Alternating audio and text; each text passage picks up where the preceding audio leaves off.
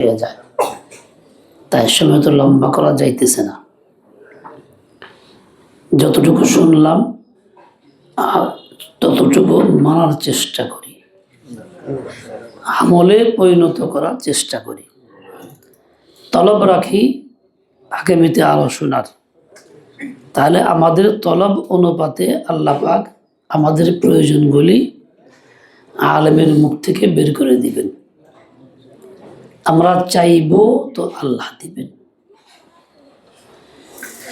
আল্লাহ পাক তলব পয়দা করে দেন, এই তলবটাও বড় কাম্য, এটাও বড় কাম্য। তলব যাতে আল্লাহর কাছে চাই। আমি দুই একটি কথা আপনাদের সামনে পেশ করি।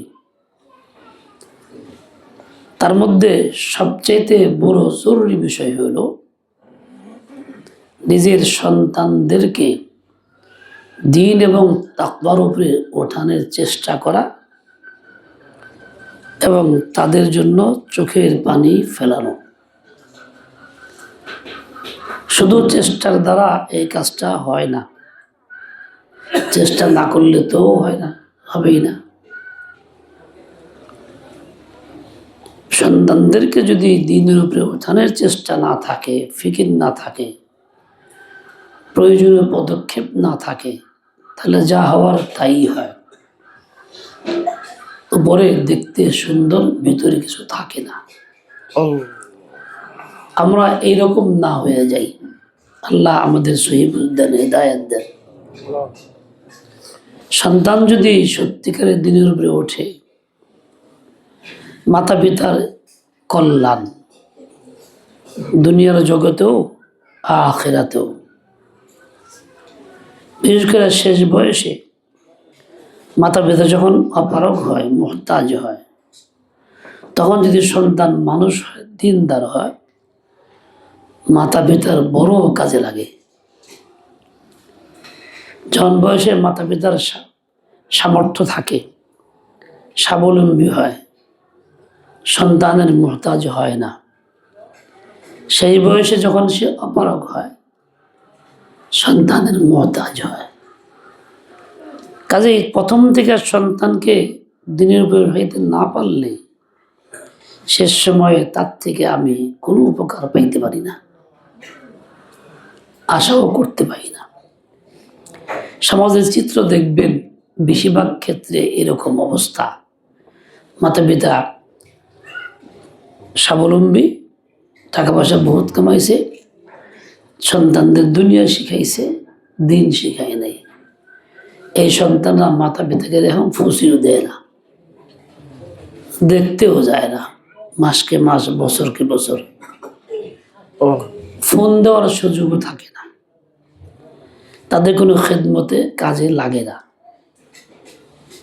এভাবেই তারা বিমুখ হয়ে থাকে। মাথা ব্যথা কান্নাকাটি করে হুজুর কাছে এসে, হুজুর বিপদে আছি, একটা ছেলে এত কষ্ট করছি, এই করছি সেই করছি।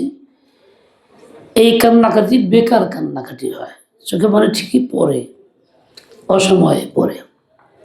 এটা তার দরদে পড়ে না, নিজের আঘাতে পড়ে। শুরু থেকেই মেহনত করলে ছেলের দরদে চোখে পানি পড়তো, যে তারা আমি আগাইতেছি, মেহনত করতেছি। এখন হলো বঞ্চিত হইয়া আঘাতপ্রাপ্ত হয়ে চোখে পানি পড়ে, ছেলের দরদে না, সন্তানের দরদে না, মেয়ের দরদে না। এই জন্য সর্বাধিক গুরুত্ব দিতে হবে আমার এই কাজটাকে। শুধু আমরা এই কজন শুনছি তা না, সারা দেশের লোকজন যদি ফিকির করে, সারা উম্মতে মুসলিমান এই ফিকির করে, তাহলে দুনিয়ার সুখও তার হাতে থাকবে। শেষ বয়সে বড় খায়ের খা হবে, বড় কল্যাণ কামিতা হবে। আখিরাত তো ইনশাল্লাহ নিশ্চিত মিলবে। আওলাদিন সালেহিন ইয়াদউ লাহু, নেককার সন্তান যা মাতা পিতার কল্যাণে দোয়া করে, সে তো মিলবেই। এছাড়া আপনার কোনো বিকল্প তালাশ করার সুযোগ আর নাই। এই জন্য শুরু থেকেই ইহতিমাম থাকবে এবং এরকম হিম্মত থাকবে, এরকম সদিচ্ছা থাকবে। অন্য সব জরুরতগুলি কমায় দিয়ে হইলেও সন্তানের পিছে মেহনত যাতে বেশি হয়, তাদের ফিকির যাতে বেশি হয়, তাদেরকে যেন গড়ায় উঠাইতে পারি। আল্লাহ পাক আমাদের তৌফিক দেন, কবুল করেন। এই সন্তান যখন দিনের উপরে উঠবে না, আমি উঠাবো না, ব্যর্থ হব। দুনিয়াতে যেমন চলে যাব, তখনও তো আমাকে নিয়ে তেমন কিছু ভূমিকা থাকবে না, কোনো ফিকির তার থাকবে না, পদক্ষেপ থাকবে না, আমার জন্য তার দিল কাঁদবে না, চোখের পানিও পড়বে না, সুন্নত মোতাবেক আমাকে দাফনও করবে না, আমাকে বহনও করবে না। উল্টা হইতে পারে আমাকে নিয়ে তার মাকসুদ হাসিলের জন্য জরিয়া বানাবে। উল্টা হইতে পারে, যেমনটা সমাজে দেখতেছি, সবারই জানা আছে কি ঘটতেছে। এই জন্য সবচেয়ে বেশি ফিকির করা দরকার। এই ক্ষেত্রে আমরা বেফিকির। তার সাথে অতি আদর আমাদের কাল। আমরা বাচ্চাদেরকে অতি আদর করি, যা শরীয়তে কাম্য না, অতি কাম্য না, আদর কাম্য। আদর মানে যারা আরবিতে শাফকাত এর খোলাসা, আদর। শাফকাত মানে ইজারাতুল মাকরুহি আনিন নাস। তার ভিতরে কি কি অসুবিধা আছে, দোষ আছে, তবিয়ত স্বভাবগত খারাপই আছে, তার মধ্যে কি কি পয়জনগুলি আছে, এই সবগুলি দূর করা হইল শাফকাত। এটা হলো প্রকৃত সন্তানকে আদর করা। আমরা আদর বলতে বুঝি ও যা চাই তাই, পুতুল চাইলে পুতুল, টাকা চাইলে টাকা, খেলনা পিস্তল, মোটর সাইকেল, সাইকেল, বলে এত কিছু। একটা বলা কি করুম চায়, যদি কিছু হয়, যদি কিছু হয়, এটা হলো জুজুর কি, জুজুর ভয়। এই ভয়ে আমি তাকে স্বাধীন ছেড়ে দিয়ে বানাইতেছি অমানুষ। তার মতে চলার পক্ষে আমি থাইকা তার নিজস্ব অহমিকাকে বাড়াই দিতেছি, জিদ বাড়াই দিতেছি, হাটদর্মি বাড়াই দিতেছি। ও যা ইচ্ছা তাই করবে, আমি তার কাজে সহযোগিতা করতেছি। ওর ভিতরে মানবতা থাকবে না, কারো প্রতি সে দুর্বল হবে না, কারো দরদি হবে না, কারো ব্যথায় ব্যথিত হবে না, ধর্মার খাওয়াটা অবস্থা হবে। দেখা গেল একটা ছেলে আগে 3 মেয়ের সাথে এমন দুরাচরণ করে যে সবাইকে বঞ্চিত করছে, লাইতে দিতে খেদাই দিচ্ছে বাইর থেকে, বাবার সম্পদও দেয় না। কেন দিবে? ওকে তো আমি শিখাই নাই, সুশিক্ষা দেই নাই, বানাইছি মানুষ, দিবে কেন? বোধেরা ভাইও কান্দে, মাও কান্দে, সবাই কান্দে। তো এই কান্দার কি দরকার? কান্দাটা আগেই কাঁদো, এরকম মানুষ বানাও। আসল শফকত বা আদর হইল তার মধ্যে কোন জিনিসটা বুড়াই দোষ আছে তা দূর করো। চরম জিদ দূর করো, যা চাই তা দিও না, দিলে আরো জিদ বাড়বো। গাছের তলা পানি ঢালবা, কিছুক্ষণ পরে পানি থাকবো না। ও জিদ ধরছে, ও হারামটাই তারে দিলাম, সাময়িক জিদ মিটলো, আসলে কি মিটলো না আরো চাইবে সে, আরো জিদ বাড়বো, আরেকটা এর চেয়ে বেশি করে বায়না ধরবে। এটাই স্বাভাবিক। সাময়িক দেখা যাবে হা জিদ মিশছে। বেশিরভাগ মা বাবা আজকাল এই রোগে আক্রান্ত, সন্তানরা এভাবেই বেআওয়ারা বেলাইন বানায় ফেলতেছে। এখন তার এখনই অশান্তি, এখনই বলে 10 বছর বয়স, হুজুর মেরে হালাই বাড়ছে, কোলায় পাই না, সব ভাঙচুর করে। তুমি এখনো বুঝো না 8 বছর 10 বছরের বাচ্চা মেরে হালাই বাড়ছে, তাহলে আর 10 বছর পরে কি করবো? মারা পাকে তুই বলি, তাও তুমি বুঝো না। না, ও যা চায় তাই, যা করবে তাই। এটা শাফকত বা আদর না, এটা হলো তাকে ধ্বংস করা, তাকে জাহান্নামে নিক্ষেপ করা, দুনিয়ার জীবনটা জাহান্নামী জীবন বানায় দেওয়া। মানবতা নয়, হিংস্রতা দেওয়া। আজকে আমি দুনিয়ার থেকে চলে যাব, এটাই স্বাভাবিক কথা।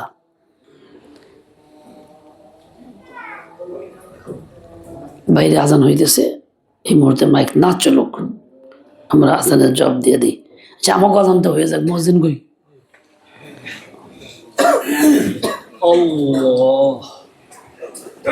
কাজ হইল সন্তানদেরকে দিনের উপরে ওঠানো। দিনের উপরে ওঠানোর মেহনতের মধ্যে একটা মেহনত মাদ্রাসায় পড়ানো। অনেকেই আমরা মাদ্রাসায় পড়াই, মাতা পিতা খুশি থাকে যে ছেলেটা মাদ্রাসায় পড়তেছে, ও কেরাত শেষ করছে, ও হাফেজ হয়েছে, ও কিতাব পড়তেছে। শুধু এতটুকুতেই মাতা পিতা তৃপ্ত এবং খুশি থাকে। বাস্তবে এইটুকু খুশির কারণ না, তৃপ্তির কারণ না, বরং যে ছেলেটা মাদ্রাসায় পড়তেছে দিন শেখানোর জন্য, ওই ছেলেটার পিছনে কিছু মেহনত আছে যেইগুলি আমাদের করা হয় না, যার জন্য আমরা আশানুরূপ ফল পাই না। বয়স পার হয়, ডিগ্রি হয়, সনদ মিলে, কিন্তু যেই সেই থাকে, আমাদের আগ্রহ থাকে না, নামাজের গুরুত্ব থাকে না, গুনাহের প্রতি ঘৃণা আসে না, নেক কাজ করার মানসিকতাও হারায় ফেলে। সে একদম স্বাভাবিক সাধারণ লোকের মতোই চলাফেরা করে। বাপ দোকানদার হলে সেও দোকানদার হয়, বাবা অন্য কোনো কাজ করলে তাই গিয়ে করে, কয়দিন পরে মাথাতে টুপিটাও ফেলায় দেয়, কয়দিন পরে পাঞ্জাবিও রাখে না। এরকম কেন হবে? তাকে দিন শিখাইতেছি, দুনিয়ার হাজারো কাজ করবে, কিন্তু দিনের থাইকে করবে, দিনের নিসবতে করবে, সুন্নতের উপর আমল কইরা করবে, তাতে অসুবিধা নেই। কিন্তু তা হয় না কেন? কিছু মেহনতের কমি আছে। যেমন মেহনতের মধ্যে অন্যতম একটা ছিল উস্তাদ ওরকম নির্ভরযোগ্য বাছাই করা, যে উস্তাদের ভিতরে ওরকম গুণাবলী আছে, সুন্নতের ইত্তেবা করে, আল্লাহর ভয় আছে, যে উস্তাদ সত্যিকারে আল্লাহর সঙ্গে সম্পর্ক গভীর রাখে, জাহের বাতেন যার সমান, এমন উস্তাদ তালাশ করা, তার সুহবতে রাখার চেষ্টা করা। ফিতনার যুগে হয়তো বা অত উস্তাদ ওইরকম পাওয়া যাবে না, কিন্তু এক দুজন তো অবশ্যই পাওয়া যাবে। এই জন্য চিন্তা করে বাচ্চাটাকে তার তরবিয়তে আনার চেষ্টা করা, কিংবা ওইখানে না পাওয়া গেলে অন্য জায়গায় নেওয়া, যাতে করে বাচ্চাটা ওই রকম ব্যক্তির সুহবতে থাইকা নিজেকে ওই রকম তৈরি করতে সক্ষম হয়। কিন্তু এইটা আমরা খবর রাখি না, তৃপ্ত হয়ে যায়, মাদ্রাসায় পড়তেছে, টাকা চায়, দেই, ভর্তি হয়, পরে পরীক্ষায় পাশ করে, কিন্তু পরে খালি আফসোস থাকে। ঠিক তেমনি আরেকটি মেহনতের দরকার ছিল, সেটা কি? উস্তাদের কাছে পড়তেছে, এরপরেও তাকে ইচ্ছাকৃত কোনো আল্লাহওয়ালার সোহবতে স্বেচ্ছায় নিয়ে যাওয়া, বন্ধুদের মধ্যে, ফাঁকা গলির মধ্যে নিজ যখন যাই তখন, এবং তার কাছে উঠা বসা করানো, দেখানো, শোনানো, তার থেকে দোয়া নেওয়া দরকার ছিল। যখন ওই ছেলেটা এরকম না পায়, তখন সে স্বাধীন মেজাজ নিয়ে ওঠে, তার নামে থাকে তখন স্বাধীন, আজাদ, আজাদ হইয়া যা ইচ্ছা তাই করে। এই জন্য তার ইলমও হয় না, আমলও হয় না। ঠিক তেমনি আরেকটা কাজ ছিল প্রয়োজন, যা আমরা করি না। তৃপ্ত পড়তেছে মাদ্রাসা, আলহামদুলিল্লাহ, তাওরা শেষ করছে, মুফতি হয়েছে, অনেক বাবা গর্বের সাথে বলে আমার ছেলে ওখান থেকে এটা পাস করছে, দোয়া করেন। কিন্তু হাকিকত হাতাই লেগে কিছুই পাওয়া যায় না। তালাশ করলে পুঁজি নাই, পুঁজিহীন। দেখতে সুন্দর ঢুকঢুক ঠিক আছে, পোশাক আশাকও আছে, কাজের ক্ষেত্রে কিছু নাই। এভাবেই চলতেছে। তো মেহনত ছিল এইটা, আমার ছেলেটা কার সাথে ঘোরাফেরা করে, কার কাছে যায়, কার কাছে থাকে, এই ডিউটিতে লাইগা থাকা, সবসময় ফিকির রাখা। আমি থাকি বাড়িতে ছেলে মাদ্রাসায়, মাঝে মধ্যে আন্দাজ করা, যাওয়া, তাদের সাথে ওঠা বসা করা, যাদের সাথে ওঠা বসা করে সেখানে গিয়া কারো লাগায় রাখা যে আমার ছেলেটা কই যায়, কার সাথে ঘুরে, কার সাথে চলাফেরা করে, সাথে কীরকম। মানুষ সঙ্গ দোষে বেশি নষ্ট হয়। মাদ্রাসায় যারা ভর্তি সবাই ফেরেশতা না, বরং সবাই বাইরের বিভিন্ন পরিবেশ থেকে ভর্তি হয়েছে। বাইরের বিভিন্ন খারাপ আসর তাদের মধ্যে আগে থেকেই আছে।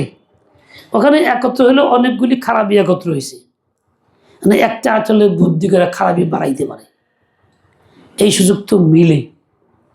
10 শয়তান একত্র হইলে শক্তিশালী শয়তান নেব না। নফস তো লোকে আসেই, বাইরে পরিবেশও খারাপ, এখান থেকে কুশিক্ষা নিয়েই গেছে, এখান থেকে কেউ আল্লাহ না করুক আবিজবে খেয়ে গেছে, কেউ মোবাইলে অভ্যাস করে গেছে, কেউ চরিত্রহীন কাজে অভ্যাস করে গেছে, কেউ আরও কোনো জঘন্য কাজে অভ্যাস করে গেছে। বাপ মার কারণে ভর্তি হয়েছে, তার অভ্যাস তো বদলাই নাই। সে আরেকটা কানে কানে কান পড়া দিতেছে, আরেকটা শিখাইতেছে। আজকাল এই যে হাত দিয়ে যৌবন নষ্ট করা শিখাইতেছে, মাদ্রাসায় বসে বসে পড়ে পড়ে একটা একটা শিখাইতেছে। গেলে ও অভ্যস্ত বাইর থেকে খারাপ সেই শিখে গেছে, ওরে শিখাইতেছে, কানে কানে কইতেছে। একটা খালি উজদেহেন ছেলে যার ভিতরে কুচিন্তা নাই, সেই চিন্তা করলে যেমন কেমন কথা দেখিত, দেখতে গিয়ে এমন ফাঁসা ফাঁসে জীবনের লেগা আর বেরিতে পারে না। অনেক বড় গর্ত, তার মধ্যে গোবর ভরা, গোবর ফালায় গৃহস্থ, জৈব সার বানাইব, গোবর একদম ভরা, কিছু গর্তের মধ্যে পাড়া যায়, চিন্তা করে উঠে যামোগা, যাইতে পারবো? কই যাইব? নিচেই যাইব, এটাই তো স্বাভাবিক। ওইরকমই একবার যে ডুবলো পদ অভ্যাসে, ওইটা আর বাইতে পারবো না। ডুবলো তো ডুবলোই, শেষ। ওইটা চোরাবালির মধ্যে পড়লে বিপদ, যে পায়ের নিচতে মাছে সরে জায়গা, নিচ দিয়ে জাপতে থাকে। দ্রুত পলায়নের ব্যবস্থা না পারলে ওর অবস্থা খারাপ। হ্যাঁ, এই জন্য এইটা যথেষ্ট না। আমাদের সাথে পড়তেছে, তৃপ্ত হয়ে গেলাম, না না না, যথেষ্ট না। মাদ্রাসায় পড়তে দিয়েছি, ভালো কথা। শয়তান সে নাই এরম না, শয়তান সে না আছে, তার নফস নাই তা না, নফস আছে।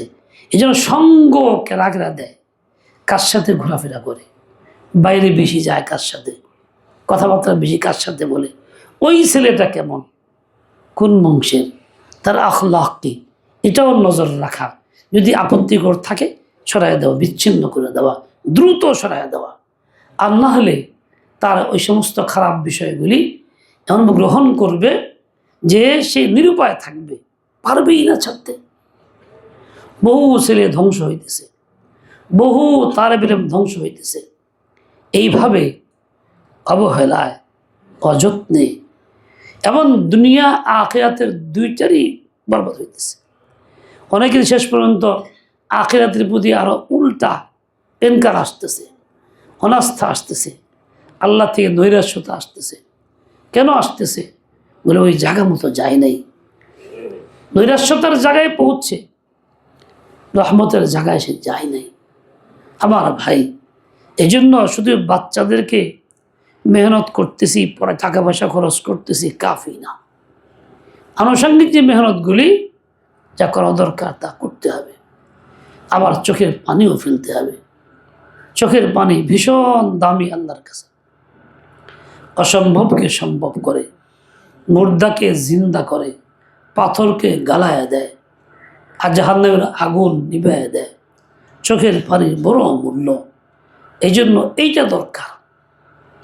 কিন্তু জাহেরি মেহনতগুলি বাদ দিয়া শুধু এটা কাফি না, জাহেরি মেহনতও চাই, এটাও চাই। আমার ছেলে ভালো হইলে তো আমি কামিয়াব, আমার ছেলে ভালো না হইলে আমি নাকাম, আমার সন্তান দিনের রূপে থাকলে সে না খায়া থাকবে না, আল্লাহর রহমতে খাইয়েই থাকবে, আল্লাহর থেকে নিয়েই খাবে, অসুবিধা হবে না। কিন্তু দুনিয়ার খাওয়া শিখাইলাম, দিন শিখাইলাম না, তার খাওয়ার গ্যারান্টি নাই, না খেয়ে মরতে পারে, কিন্তু তার বদ আখলাক তো খতম, তাকে করেই দিবে। কোনো এক লোক অনেক টাকা পয়সার মালিক, করাচিতে যার জায়গা দিয়ে ট্রেন চলতো 3.5-4 ঘন্টা, কত সম্পত্তির মালিক, একটাই ছেলে, খুব আদর করে পালছে, যা ইচ্ছা তাই চাইছে তো দিছে, খুব বেপরোয়া, অপ্রয়োজনীয় ইসরাফাত হাবিজাবি সব, ওই যে একই কথা, বেশি আদর করে একটাই ছেলে কি না হয়ে যায়, এভাবেই জিন্দগি বরবাদ করছে। এই লোকটা একদিন চৌরাস্তায় দাঁড়াইছে, তার এক বন্ধু, দুস্থ, আমি আসলে একটু সমস্যা, টাকা পয়সা টানাটানির মধ্যে আছি, তো তুই কষ্কিরি টানাটানির মধ্যে আছিস, আমি টাকা খরচ করে জায়গা পাই না, আর তুই কী করছিস, টাকা কই খরচ জায়গাই তো পাই না আমি। আল্লাহ পাকের নেয়ামতের অকৃতজ্ঞতা প্রকাশ করছে, অহংকার, গর্ব। যাই হোক, দুইজনের কাজ করবো সেরা, দুই জায়গায় চলে গেছে। কয়েক মাসের মধ্যেই লোকটা অসুস্থ হইল, তো হইল কঠিন অসুস্থ, ক্যান্সার, যত রকম চিকিৎসা ফেল। এখন জমি বেছে আর চিকিৎসা করে, জমি বেছে আর চিকিৎসা করে, 2 বছর গেল মারা। ছেলে তো একটাই, ছেলে তো দিনের উপরে ওঠে নাই, ওঠানো হয় নাই। এখন ছেলে স্বাধীন সম্পত্তির মালিক, বন্ধু বন্ধু জুটায়া যত রকম দুনিয়ার ঘৃণ্য কাজ সব করে, মদ, নারী, ইটা সিটা, দেশে বিদেশে বন্ধু বান্ধব নিয়ে ঝাঁকে ঝাঁকে টাকা খরচ, টাকা ওঠায় খরচ করে, ওঠায় খরচ করে, ব্যাংক শেষ। তারপরে জমি বেচা শুরু হয়েছে, কয়েক বছরে ফকির হইয়া ওই চৌরাস্তায় ভিক্ষা করে, যেখানে বাপ দাঁড়ায় বলছিল আমি টাকা খরচ করে জায়গাই পাই না। আল্লাহ পাকের নিয়ামতের নাশুকরি করলে এরকম আযাব ও গজব আসে। আজকে যেসব ছেলেরা বদভ্যাসে লিপ্ত, যৌবন নষ্ট করে, হারাম কাজ করে, তারা এরকম ভাবে আল্লাহ পাকের দেওয়া নিয়ামত, যৌবনের শক্তিকে উল্টা পথে ব্যয় করে, বেকদরি করে, অন্যায় পথে ব্যয় করে। ঠিক ওই লোকের দশাই তো হবে যার কিছুই থাকবে না, নিঃস্ব ফকির থাকবে, ভবিষ্যৎ জীবনে একদম পোড়া কপাইলা, না দুনিয়া কা না আখিরাত কা, না ঘর কা না ঘাট কা। আযাব গজব তো চলবেই, দুনিয়ার জীবনটাও বেকার নিকাম্মা হবে।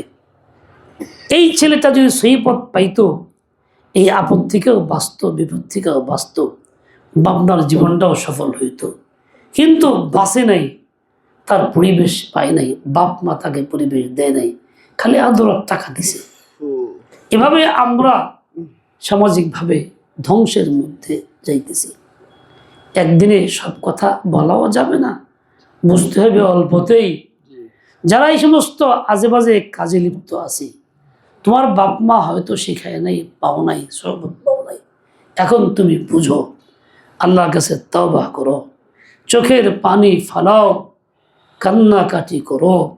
বাবা মা, তুমি শুধু আদর দিয়া সন্তানদেরকে ধ্বংস করো না, অহংকারী বানায়ও না, হিংসুক বানায়ও না, বিনয়ী বানাও, নম্রতা শিখাও, আল্লাহ মুখী বানাও, আল্লাহর দিকে রুজু করাও। আল্লাহ পাক রব্বুল আলামিন আমাকে তোমাকে তৌফিক দেন। বর্তমান নির্বাচন কেন্দ্রিক রাজনৈতিক আলোচনা অনেক হয়, অনেকেই অনেক কথা মাঠে ময়দানে ছাড়া, তাহকিক ছাড়া ইউটিউবে এটা আসে, যা অনেক মিথ্যা অপপ্রচার হয়, এগুলি দেখে আপনারা আলোচনা করেন, না জেনে বলে দেন, বিভ্রান্তি ছড়ায়, আপনিও মিথ্যাবাদী, মিথ্যুক হইলেন। খবরদার এসবে জড়াবেন না, শুনেই কিছু বলে দিবেন না। অমুকে মৃত্যু আইসে, অমুকে আছে, অমুকে নাই, অমুকে এই করছে, এসব আজে বাজে কথা নিশ্চিত না হওয়া ছাড়া কোনো কথা ছড়াবেন না।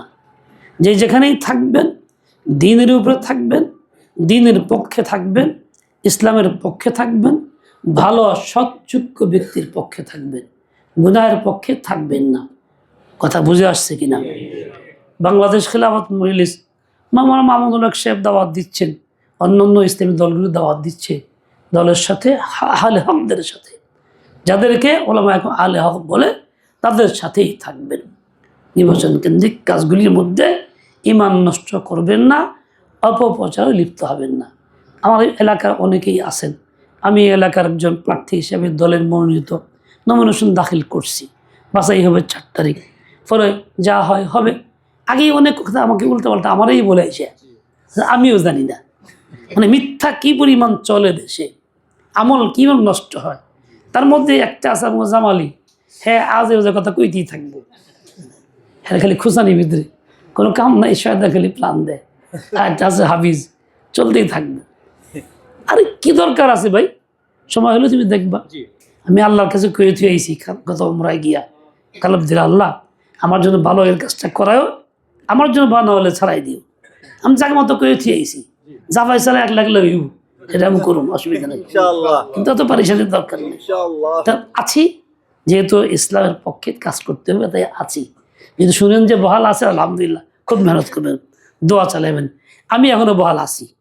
হ্যাঁ, এই আলবাত্তা 8 দলের সমঝোতার মধ্যে কোনো চূড়ান্ত সিদ্ধান্ত এখনো আমার সেটা আসে নাই, এটা বিভ্রান্তি ছড়ায়েন না। কাজে আমি আমার মতো আছি, আপনার পক্ষে কাজ করতে থাকেন। আল্লাহুম্মা সাল্লি আলা সাইয়্যিদিনা মাওলানা মুহাম্মদ ওয়া আলা আলি সাইয়্যিদিনা মাওলানা মুহাম্মদ ওয়া বারিক ওয়া সাল্লিম। যে কথাগুলি হলো পুঁজি বানাই নিব তো ইনশাআল্লাহ। ভিত্তি করে দেখবো সামনে আর কি করা লাগে। আলহামদুলিল্লাহি রাব্বিল আলামিন ওয়াসসালাতু ওয়াসসালামু আলা সাইয়্যিদিল মুরসালিন মুহাম্মাদিন ওয়া আলা আলিহি ওয়া আসহাবিহি আজমাইন। আয় আল্লাহ, আসরের পরে জুমার দিন দোয়া কবুলের মুহূর্তে আপনার দরবারে হাত উঠাইছি। আমি নালায়েক, গুনাহগার, আমার কোনো বৈশিষ্ট্য নাই, আমার কোনো হাকিকত নাই, ইখতিয়ারাত নাই, আমার কোনো আমল নাই, আমার কোনো পুঁজি নাই, দুনিয়া আখিরাতে নিকাম্মা কোনো কাজ আমি করতে পারি না, আমার দ্বারা কিছুই হয় না। আপনার বান্দারা মোহাব্বত করে, আপনি মোহাব্বত ঢালছেন দিলের ভিতরে, তাই তারা আসছে। এই বান্দা বান্দিদেরকে আপনি মোহাব্বত করতে শুরু করেন, এদেরকে মাহবুব বানায় নেন, এদেরকে মাহবুব বানায় নেন। সকল যুবককে আপনার জন্য পাগল পারা বানায় দেন, সকল যুবকের দিলকে আপনার জন্য বুঝতার বেকরার বানায় দেন, সকল যুবকের দিলের ভিতরে গুনাহের প্রতি ঘৃণা পয়দা করে দেন, নেক কাজে আগ্রহ বাড়ায়া দেন। ও মওলায়ে করিম, করম ফরমা। করিম তো এমন জাতকে বলে যে নালায়েককে অযোগ্যকেও দিয়ে থাকে। ও আল্লাহ, আমি নালায়েক, আমি অযোগ্য, আমার ভিতরে কোনো যোগ্যতা নাই, আমার কারণে কাউকে মাহরুম করবেন না। ইয়া আল্লাহ, সবাইকে কবুল করেন, সবাইকে আপনার খাঁটি বান্দাবাদী বানায় দেন, সবাইকে সাহাবী সৎ ওলি বানায় দেন, সবাইকে ওলি বানায় দেন। যার যা দরকার তা তাকে দিয়ে দেন, অসুস্থকে সুস্থ করে দেন, অসুস্থকে সুস্থ করে দেন, সবাইকে ভরপুর কামিয়াব করেন। ইয়া আল্লাহ, খায়র ও আফিয়াতের জিন্দেগি দান করেন। ইয়া আল্লাহ, খায়র ও আফিয়াতের জিন্দেগি দান করেন, দ্বীনের সচ্চা খাদেম বানায় দেন। সব রকম ঝুট মুট থেকে আমাদের হেফাজত করেন, সব রকম ঝুট মুট থেকে হেফাজত করেন। সিদকে সততা আমাদের দান করেন, ইমানদারি দান করেন, দিয়ানতদারি দান করেন। ইয়া আল্লাহ, হক ও বাতিলের ইমতিয়াজ করায় দেন, হক ও বাতিলের ইমতিয়াজ করায় দেন, সত্য মিথ্যার পার্থক্য সৃষ্টি করে দেন, হকের পক্ষে থাকার, বলার, বাঁচার সব তৌফিক নসিব করেন। ইয়া আল্লাহ, হককে গালিব করে দেন, বাতিলকে মাগলুব করে দেন। অনেকেই অনেক মাকসুদ দোয়া চাইছেন, সকলের দিকবাসনা পূর্ণ করে দেন। আমাদের বাল বাচ্চা, ভবিষ্যৎ বিবি বাচ্চা, পরিবারের সব সদস্যদেরকে দ্বীনের উপর উঠাইয়া দেন। যাদের মেহনত করতে পারি নাই, ভুল করছি মাওলা, তাদের পিছিয়ে মেহনত করার তৌফিক দেন। ইয়া আল্লাহ, মেহনত ছাড়া তাদেরকে কবুল করেন। দিল তো আপনার হাতে, ঘুরাইলে তো আপনি ঘুরাইতে পারেন। যে সমস্ত দিল বদ্দিনের দিকে ফিরে গেছে, ওই দিলগুলিকে ঘুরাইয়া দ্বীনের দিকে দিয়ে দেন। আপনার জন্য কঠিন কিছু না, অসম্ভব কিছু না, অস্বাভাবিক কিছু না। ও আল্লাহ, আপনি তো পারেন, আপনার কি সমস্যা, মেহেরবানি করে আপনি এই কাজটা করে দেন, সকলের দিলকে আপনার মুখে বানায় দেন। ও আল্লাহ, আপনার কাছে আপনাকেই চাই, আপনি আমাদের হয়ে যান। ইয়া আল্লাহ, ধৈর্যশীল বানান, সহনশীল বানান। ইয়া আল্লাহ, দিন হুকুমতকে হুকুমতে জালিমাকে আদেলা দ্বারা বদলায় দেন। এই দেশকে সুখ শান্তির দেশে পরিণত করেন। এমন শক্তিকে ইয়া আল্লাহ ক্ষমতায় দেন যে শক্তির দ্বারা দিন এবং জনগণের কল্যাণ হবে, দিন এবং দেশের এবং জনগণের কল্যাণ হবে, এবং শক্তিকে গালেব করে দেন। ইয়া আল্লাহ, বিদেশি আগ্রাসন থেকে হেফাজত করে এই দেশকে নিরাপদে রাখেন। ইয়া আল্লাহ, মুজাহিদিন তৈরি করে দেন, মুজাহিদিন তৈরি করে দেন। আমাদেরকে আপনার ইমাম মাহদির সৈন্য বাহিনীর সদস্য বানায় দিয়ে ইয়া আল্লাহ আমাদেরকে